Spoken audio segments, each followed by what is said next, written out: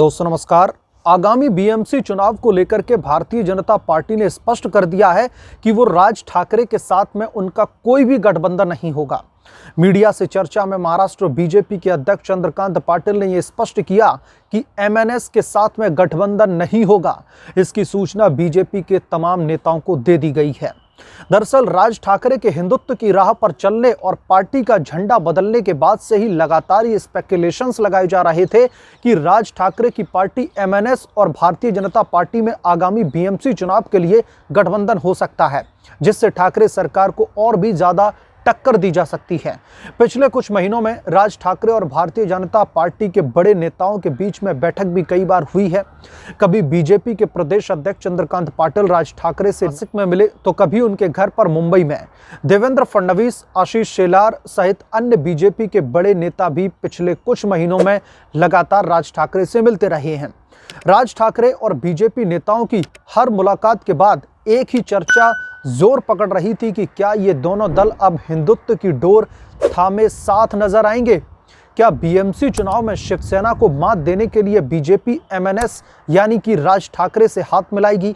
ऐसे कई सवाल पिछले कई महीनों से महाराष्ट्र के सियासी गलियारों में चर्चा का विषय थे, लेकिन अब आधिकारिक तौर पर भारतीय जनता पार्टी की तरफ से यह साफ कर दिया गया है कि आगामी बीएमसी चुनाव में राज ठाकरे की पार्टी एमएनएस से गठबंधन नहीं होगा और इस बारे में बीजेपी के तमाम नेताओं को भी सूचना दे दी गई है। पत्रकारों से बात करते हुए चंद्रकांत पाटिल ने कहा कि राज ठाकरे की पार्टी के साथ हमारा बीएमसी चुनाव में गठबंधन होने वाला नहीं है। इस बारे में मैंने देवेंद्र फडणवीस, आशीष शेलार ने पहले भी कहा है। फिर एक बार हम दोहराते हैं कि हम बीएमसी चुनाव अकेले लड़ेंगे। पाटिल ने आगे कहा कि हमने ही नहीं, राज ठाकरे ने भी अपने नेताओं से कह दिया है कि ये बीजेपी के साथ में गठबंधन होने के चक्कर में न पड़ें और अकेले जो है चुनाव लड़ने की तैयारी करें।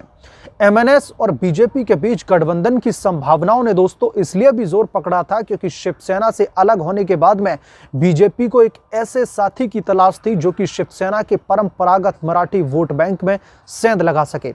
हाल के वर्षों में राज ठाकरे की पार्टी को भले ही चुनाव में सफलता न मिल रही हो, लेकिन अब भी उनका करिश्मा बरकरार है और वो मराठी मतदाताओं में बहुत ही ज्यादा लोकप्रिय हैं। यानी कि मराठी वोटर्स के बीच में कहीं ना कहीं आज भी राज ठाकरे और उनकी पार्टी एमएनएस का जो है वर्चस्व बरकरार है। 2019 विधानसभा चुनाव में करारी हार के बाद में राज ठाकरे ने रणनीति बदलते हुए हिंदुत्व की राह पकड़ी और अब एमएनएस राज ठाकरे को प्रखर हिंदुत्ववादी नेता के तौर पर प्रोजेक्ट करने की कोशिश कर रहे हैं।